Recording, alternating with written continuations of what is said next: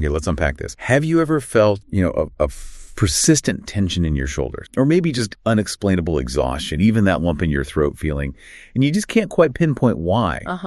What if those things aren't just everyday stress, but maybe echoes of stories that came before you, kind of frozen in time within your own body? Today, we're diving deep into this really fascinating idea that our bodies hold on to more than just our own experiences. Yeah. We might be carrying burdens that, aren't even ours, leading to these chronic physical and emotional issues. It's a profound concept, isn't it? And what's truly intriguing here is this notion that our very somatic structure, our physical form, right down to the cells, it can carry what some people call ancestral burdens. Ancestral burdens. Wow. Yeah. And they're not just metaphorical. They're subtle physiological imprints, almost like biological vibrational codes that can kind of predispose us to certain responses. Okay. But the exciting part is our bodies also hold this innate intelligence, this ability to release these inherited patterns and actually break those cycles. Right. And that's really our mission for this deep dive then, to explore the ancient wisdom and the modern science behind this powerful, often forgotten biological response to the tremor. We want to show you how this hidden pulse, as some call it, can release these really deep-seated burnings. And we're even going to guide you through a simple, pretty powerful technique to awaken this process yourself. Well, that's the goal. We're drawing on insights from the Transcend YouTube channel and also the groundbreaking research of Dr. David Berceli. He's the pioneer of TRE, trauma release exercises, and Stephen Porges with his revolutionary polyvagal theory. So let's really dig into this core idea first. Our bodies holding trauma beyond our personal lives. The sources talk about those lingering symptoms we mentioned, the shoulder tension, the lump in the throat, that exhaustion. They're presented as not just ordinary stress, but as inherited pattern, ancestral burdens recorded right there in your somatic structure, passed down without words. It actually says, you don't have to live through the trauma to carry it. All it takes is to come after. How does that really manifest in the body beyond just a feeling? That's a crucial question. And if we connect this to the bigger picture, the source suggests something really interesting. While our minds might be programmed to endure, to harden through pain, the body itself wasn't fundamentally made to hold that stuff. It was made to vibrate, to release. Vibrate. Okay. Think about it from an evolutionary standpoint. When animals face a threat, their bodies are designed for fight, flight, or freeze, sure. But crucially, they're also designed to discharge that excess energy once the danger passes.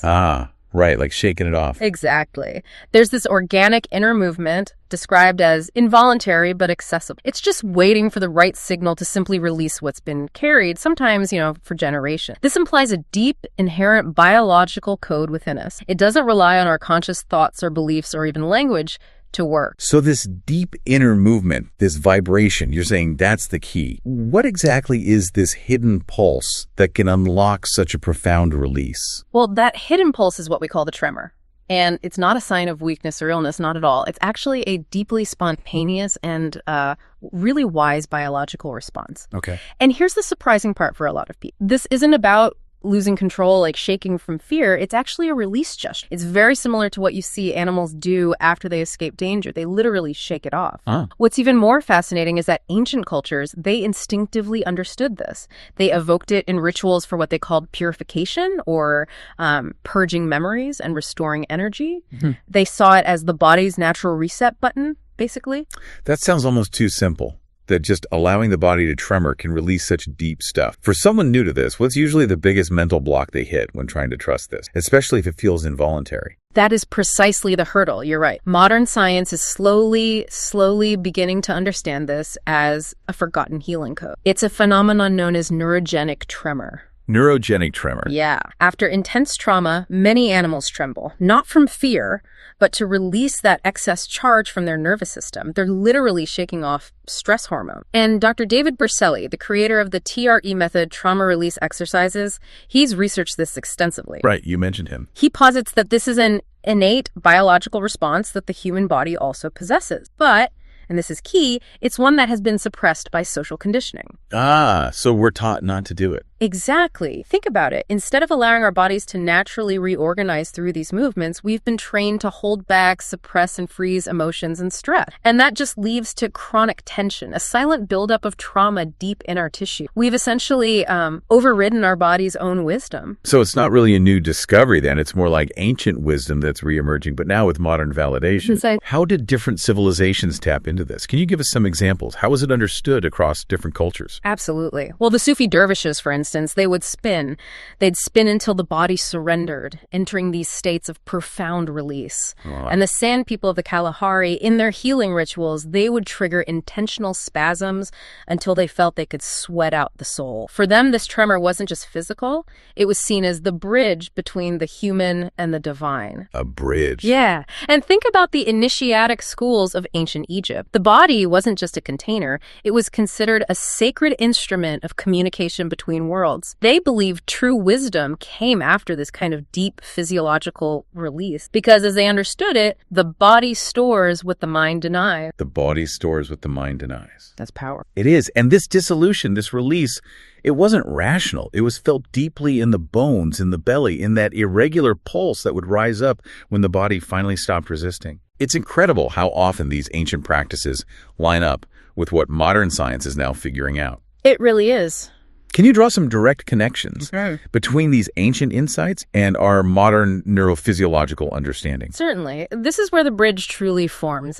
Studies published in journals like BMC Complementary Medicine, for example, have shown that practicing TRE significantly reduces cortisol levels. And stress hormone. Exactly, our primary stress hormone. It also improves heart rate variability, which is a key indicator of nervous system resilience, and it promotes deep relaxation in people dealing with anxiety. And this isn't subjective, these are measurable physiological responses. Yeah. Furthermore, the fascia, that incredible web of connective tissue wrapping around everything, your muscles, your organs. Oh yeah, heard about fascia. It responds too. When it trembles, it's like a tightly wound spring unwinding. It allows for what some call structural reorganization, where the tissue literally releases chronic tension and can realign itself. Structural reorganization. And then you have Stephen Porges' polyvagal theory. That gives us a crucial scientific lens here. It shows that the vagus nerve, especially its ventral branch, is the main regulator of our body's sense of safety. Okay.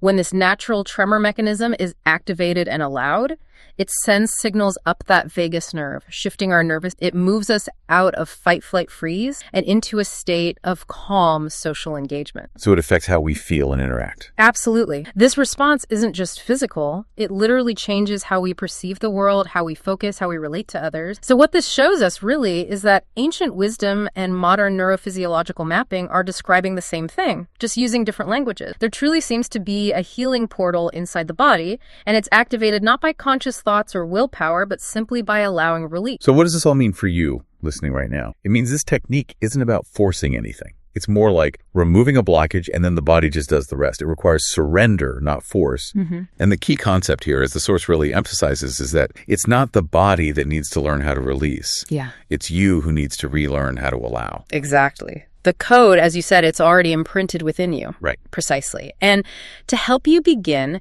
there are 5 pretty simple steps to awaken this inherent process. Ready? Let's hear them. Okay. Step 1, find the space. And this isn't just about a physical location. It's about creating a field of silence. Not just no sound, but no interference, no judgment. The body perceives everything right. If it feels watched or unsafe, it'll naturally shut down. Makes sense.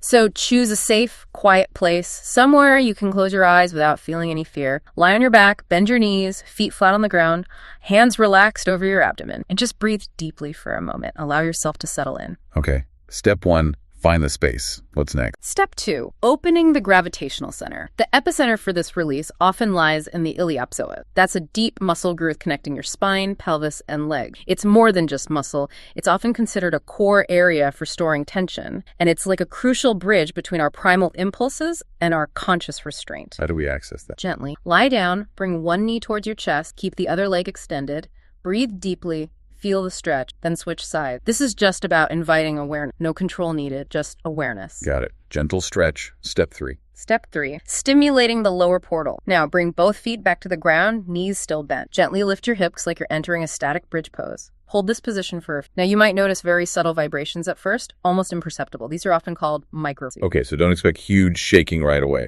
Exactly. And the crucial part here is do not interfere. Do not try to correct. Just allow your body to find its own rhythm. Remember, the tremor won't come from your conscious will. It rises from your body's innate intelligence. When it comes, just welcome it. Think of it as your body starting to remember how to move energy freely again before any trauma or forced silence. Okay, allow it to find its rhythm. What's step 4? Step 4. Allow without judgment. This is often the big one. As the tremors maybe intensify, you might suddenly feel this urge to stop, to close off, to control the movement. The mental resistance kicks in. Precisely. And this is exactly where the deeper healing begins. When you choose not to interrupt, your mind might try to protect thoughts like, this feels strange, or this shouldn't be happening. Yeah, I can imagine that. But this is the moment to reassure yourself. There is nothing broken in you. These involuntary movements are just messages from your nervous system saying, hey, I'm releasing, I'm returning to safety. The more you allow this natural process, the more your body will trust. And the deeper the access you'll get to those stored patterns. Allow without judgment. Trust the process. Okay, and the final step. Step 5, vibrational integration. So after a few minutes of tremors, whether they were light or intense, gently bring your knees toward your chest, hug them. Let your spine fully relax into the ground. Take a deep, settling breath in through your nose. Exhale slowly through your mouth. Feel that sense of warmth, maybe deep relaxation spreading through your body. And this is a vital part. Do not get up right away. Okay, not.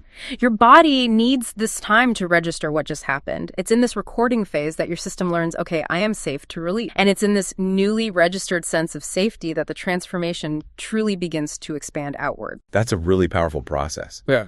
It feels like you're saying you're not just activating a muscle group, you're awakening an intelligence, Right. Something that's been asleep for maybe generations, just waiting for the signal. That's a great way to put it. Yes. Now, you mentioned this process is not an end, it's an opening. A new frequency starts vibrating. So in the days after trying this, people might notice what? Unexpected sensations, vivid dreams. Exactly. Or maybe emotions that seem to come out of nowhere. Even a slight sense of exhaustion sometimes. Okay. All of this is perfectly normal. It's part of what we could call vibrational reorganization. Your body's bioenergy is literally redrawing its pathways. Think of it like this. Before, trauma might have blocked certain circuits, kept energy frozen. Now, your body is starting to choose where life should flow freely again.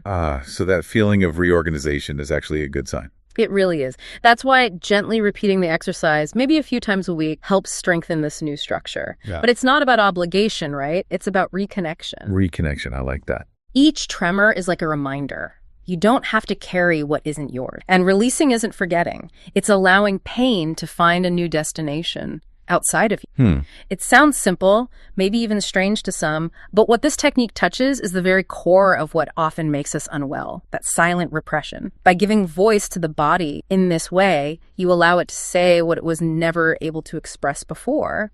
And it's in that listening, that space without resistance, that the true alchemy can begin. We actually heard a story about this, about a man named Dorian, 42 years old.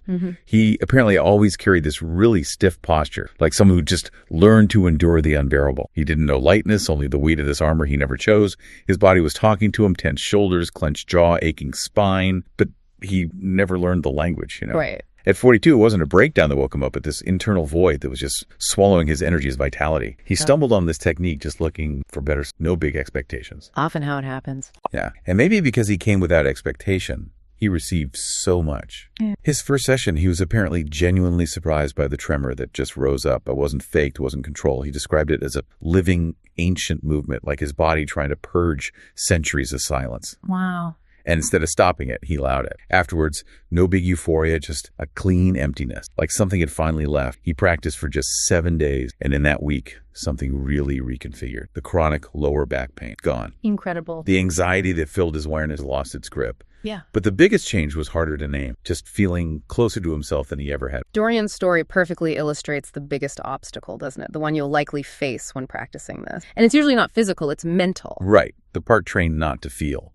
Exactly. The part that learned to suppress everything uncomfortable, including stuff that doesn't even belong to you personally. This mental barrier, it shows up subtly when the body starts responding, like an invisible brake. It questions every impulse to let go. Thoughts like, this feels strange, or this shouldn't be happening. It's not always fear of the movement itself, but often a deeper fear. Fear of what might be revealed from within when you let go. But that barrier, it doesn't dissolve through force, right? It dissolves through listening, through presence. Precisely. Listening to your body here doesn't need analysis. You don't need to immediately understand what is being released. It just requires your presence, your willingness to let it go. Your body knows what to do. It doesn't need your mind's permission to heal, but it really does need your surrender.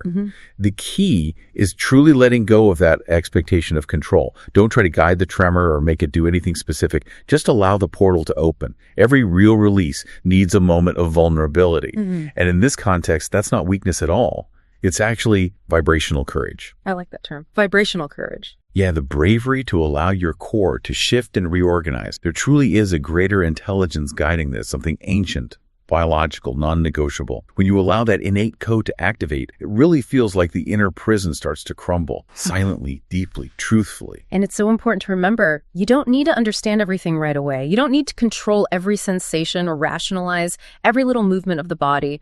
True healing doesn't usually happen under bright spotlights. It often begins in the quiet, sometimes uncomfortable, dark places. The parts of ourselves we never wanted to look at, maybe. The silences we learned to avoid. The subtle memories time tried to bury deep in our tissues. Your body always knew how to heal, how to release. But as humans, especially in modern society, we often distanced ourselves from that innate wisdom, all in the name of forced survival and, well, social conditioning. So what we've really explored today suggests something quite profound. Maybe it wasn't the original trauma that consumed you, but the repression of it, the holding on. By allowing this ancient biological tremor, you're essentially remembering a forgotten intelligence that resides right within your own body. It reminds me of that quote by the Zen master Thich Nhat Hanh, "The body contains more wisdom than the mind will ever comprehend." That's beautifully put, and this profound insight suggests something even deeper, perhaps, that the body isn't merely a vessel or some kind of obstacle on your journey of self-discovery. It is in itself the path. The path itself. It's the oracle for your inner truth. It is the living temple that anchors you firmly in the present moment and connects you to those unseen patterns that inherited wisdom. The deepest transformation, therefore, it really begins the very moment you stop running from yourself and you truly start to listen. Listen to what your body has been waiting, perhaps for a very long time, to express.